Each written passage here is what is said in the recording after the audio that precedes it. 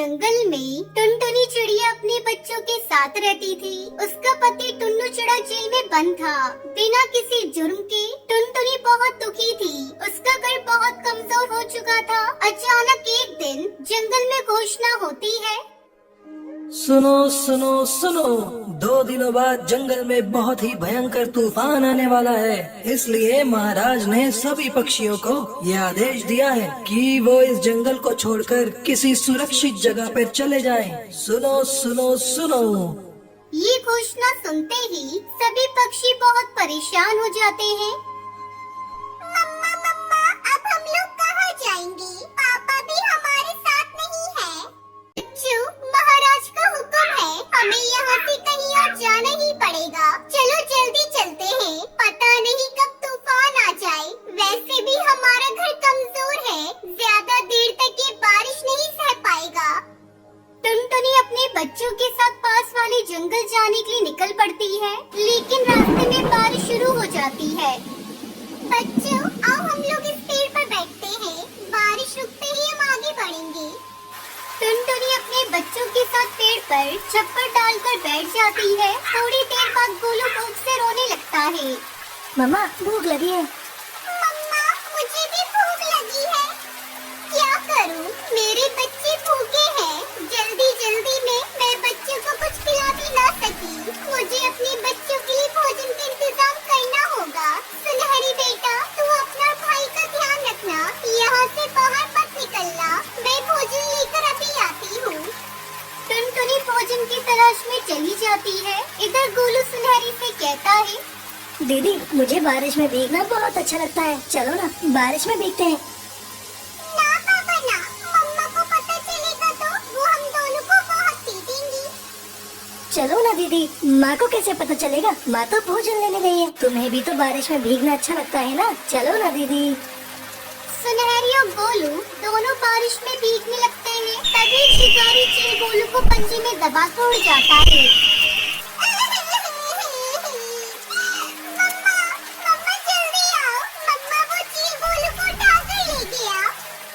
सुनहरी जोर जोर से रो रही थी। तभी टुनटुनी भोजन लेकर आती है। क्या हुआ बेटा तुम्हें? गोलू कहाँ है? मम्मा, एक चील गोलू को उठा कर ले गया। लेकिन मैं तुम दोनों को यहाँ छुपा कर गई थी बिटिया, फिर कैसे? मम्मा, मैं और गोलू बारिश में भीग रहे थे, तभी वो चील पता नहीं कहाँ से आ गया और गोलू को पकड़ लिया। हमने आपकी बात नहीं मानी। चलो यहाँ से बेटा, हम लोग आगे चलते हैं। शाम होने तक किसी जंगल में पहुँच जाए, यही बहुत है। टुनटुनी चिड़िया अपनी बेटी सुनहरी के साथ आगे का सफर पूरा करती है। उसे दूसरे जंगल में एक गुलाब का घर दिखाई देता है। वो उस घर के पास जाती है और दरवाजा खटखटाती है। कौन हो तुम दोनों? हम दोनों परदेसी हैं बहन। हमारे जंगल में बहुत बड़ा तूफान आया हुआ है। कुछ दिनों के लिए अपने गुलाब घर में हमें रहने को दे दो। तूफान थमते ही हम दोनों यहाँ से चले जाएंगे। आ जाओ अंदर तुम दोनों, मेरे गुलाब घर में बहुत जगह है। तुम दोनों जब तक चाहो रह सकती हो। टुनटुनी खुशी खुशी अपनी बेटी सुनहरी के साथ उस गुलाब घर में रहने लगती है। कुछ दिन बाद बारिश थम जाती है।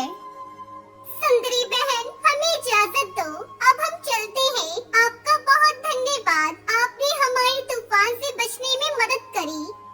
सुंदरी कौवी एक भली जादूगरनी कौवी थी। उसे टुनटुनी के हाल पर दया आ जाती है।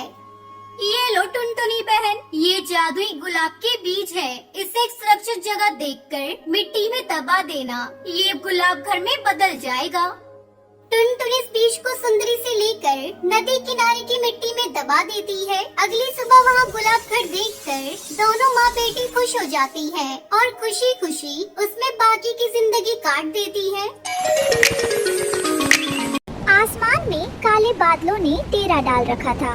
लगातार 7 दिनों से हो रही मूसलाधार बारिश ने जंगल को एक विशाल झील में बदल दिया था। छोटे पक्षियों के घोंसले तिनका तिनका होकर बह रहे थे। हे भगवान, अगर ये पानी और बढ़ा तो हम सब डूब जाएंगे। मिट्टू भाई, कुछ कीजिए। रानो, पूरा जंगल डूब चुका है। सूखे पेड़ अब बचे ही नहीं। हमें कहीं ऊंची पहाड़ी पर जाना होगा। पर इन नन्हे बच्चों को लेकर इतनी दूर उड़ना नामुमकिन है। तभी रानो की नजर घने जंगल के बीच एक अद्भुत रोशनी पर पड़ी। पानी के बीचों बीच एक विशाल सुनहरी आभा वाला जल कमल खिला था। वो इतना बड़ा था कि उस पर 10 परिवार बस सकते थे। देखो वो क्या है, वो फूल चमक रहा है। रानो उड़कर उस फूल के पास पहुंची। जैसे ही उसने उस पर कदम रखा, उसे एक अजीब सी गर्माहट महसूस हुई। उसने झटपट वहाँ सूखे पत्तों और लकड़ियों से एक छोटा सा घर बनाना शुरू कर दिया। मिट्ठू भाई, टुनटुनी, इधर आओ। ये फूल डूब नहीं रहा, ये तो तैर रहा है। रानो, मेरा घोंसला बह गया। मेरे बच्चे ठंड से मर रहे हैं। फिक्र मत कर बहन, जल्दी आ जा। ये घर हम सबका है। जहाँ एक तरफ सब एक दूसरे की मदद कर रहे थे, वहीं कालू कौवा दूर एक ठूठ पर बैठा अपनी किस्मत को कोस रहा था। उसने जब चमकता हुआ फूल देखा तो उसके मन में लालच आ गया। वाह, इतना शानदार तैरता हुआ महल! अगर ये मुझे मिल जाए तो मैं इस जंगल का राजा बन जाऊंगा।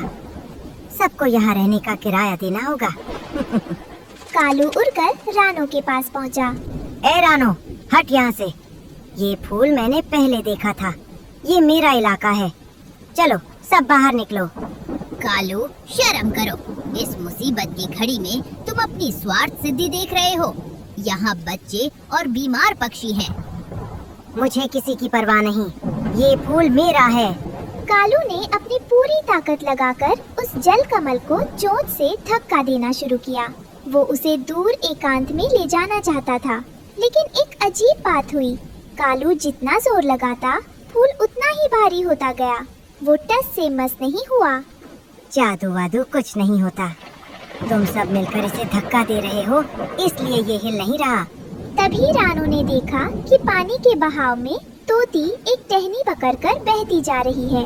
अरे नहीं, तोती बहन बह रही है, जल्दी चलो। रानो ने फूल के किनारे पर खड़ी होकर अपना पंख फैलाया।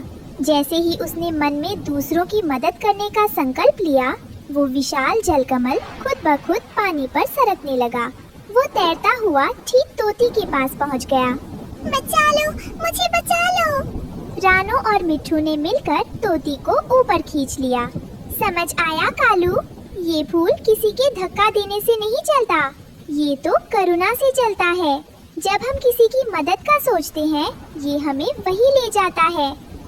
रात गहरा गई थी, बाहर तूफान था, पर उस चमकते कमल के ऊपर सब सुरक्षित थे। कालू कौवा अब भी बाहर कीचड़ में भीग रहा था। उसका घमंड टूट चुका था। रानो, क्या मैं भी अंदर आ सकता हूँ? मुझे बहुत ठंड लग रही है। इसे मत आने दो रानो, इसने हमें निकालने की कोशिश की थी। नहीं टुनटुनी, ये फूल सिखाता है कि जो दूसरों के लिए जगह बनाता है, उसे खुद भी जगह मिल जाती है। कालू भाई आ जाओ, पर याद रखना, यहाँ कोई राजा नहीं, सब बराबर हैं। कालू शर्मिंदा होकर अंदर आ गया। उसने पहली बार महसूस किया कि दूसरों को धक्का देने में जो ताकत बर्बाद होती है, उससे कहीं कम ताकत में हाथ थामकर सबको बचाया जा सकता है। कालू को भी कल लालच पानी के साथ बह गया। कालू कौवा सारे जंगल वासियों के साथ खुशी खुशी उसके घर में रहने लगा। जंगल के ऊपर सूरज किसी निर्दयी राजा की तरह आग उगल रहा था। हवा में ऑक्सीजन कम और लू की तपिश ज्यादा थी। बरगद के पुराने पेड़ के नीचे मिट्ठू तोता और उसकी पत्नी तोती बेहाल बैठे थे। मिट्ठू, अब सहा नहीं जाता, पंख फड़फड़ाने की भी हिम्मत नहीं बची। क्या हम प्यास से यही दम तोड़ देंगे? हौसला रखो प्रिया, रानो गई है कहीं पानी की तलाश में। वो हम सबको अकेला नहीं छोड़ेगी। तभी टुनटुनी चिड़िया वहाँ पर आई और थप से गिर पड़ी। सब खत्म हो गया। उठने वाला झरना भी सूख गया। कालू कौवे ने जो थोड़ा सा पानी बचा था, उस पर कब्जा कर लिया है और किसी को पास नहीं आने दे रहा। रानो चिड़िया जंगल के सबसे सूखे इलाके में उड़ रही थी। उसकी पोटली में एक पीपल के पत्ते में ओस की कुछ बूंदें जमा थी। ये उसकी 3 दिन की मेहनत थी। अचानक उसने देखा कि एक बूढ़ा भूरा पंखों वाला उल्लू तपती रेत पर पड़ा था। बाबा, आप यहाँ इस बेटी, प्यास, कंठ जल रहा है। लगता है प्राण पखेरु उड़ जाएंगे। बाबा, ये लीजिए, मेरे पास बस यही चंद बूंदे हैं। आप इन्हें पीकर अपनी जान बचाइए। पर रानो, ये तो तुम्हारे जीवन की डोर है। इसे पी लिया तो तुम क्या करोगी?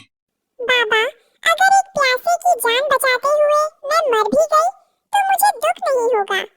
कम से कम मेरी आत्मा को शांति मिलेगी। जैसे ही उल्लू ने वो पानी पिया, एक चमत्कार हुआ। वो साधारण पक्षी से एक दिव्य तेज पुंज में बदल गया। उसने अपने पंखों के नीचे से एक सुनहरी चमक वाला छोटा सा बीज निकाला। पुत्री, तुम्हारी करुणा ही इस जंगल को बचाएगी। इस जादुई नारियल के बीज को उस सूखी धरती में बो दो, जहाँ सबसे ज्यादा पक्षी रहते हैं। याद रखना, इसे पानी की नहीं, बल्कि निस्वार्थ प्रेम के आंसुओं की जरूरत है।